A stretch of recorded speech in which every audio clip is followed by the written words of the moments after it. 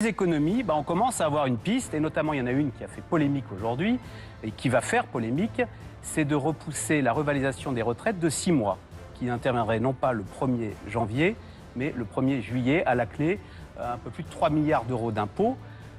Les associations de retraités disent, nous on n'est pas contre participer à l'effort collectif, mais pourquoi nous? Pourquoi serions-nous les seuls à être ciblés? Qu'avons-nous fait pour être les seuls à passer à la moulinette des économies? Voilà, alors, et effectivement, tout à l'heure j'ai entendu M. Barnier nous dire c'est une mesure qui est une mesure juste. Non, bien évidemment que non. Très concrètement, le fait de reporter l'augmentation des retraites sur la base de l'inflation qui est prévue normalement pour le 1er janvier au 1er juillet, c'est 150 € en moyenne que vous allez prendre à chaque retraité et qu'il ne reverra pas. C'est 150 € qui va lui manquer. Vous savez, dans ce pays, il y a 2 millions de retraités pauvres, des gens qui vivent sous le seuil de pauvreté.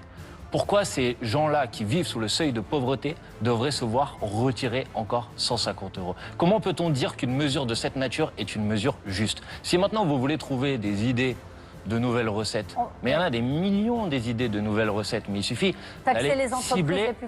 taxer les plus fortunés et les grandes évidemment. entreprises. C'est ce que va faire Michel Barnier. Mais non, il va faire quelque chose de cosmétique, d'exceptionnel sur un an. Rétablir l'impôt de solidarité sur la fortune, c'est 10 milliards d'euros supplémentaires. La taxe sur la fortune va rapporter, sur les fortunés, rapporte 2 à 3 milliards. Oui, c'est énorme. Je vous propose de rétablir l'impôt de solidarité sur la fortune, c'est 5 fois plus.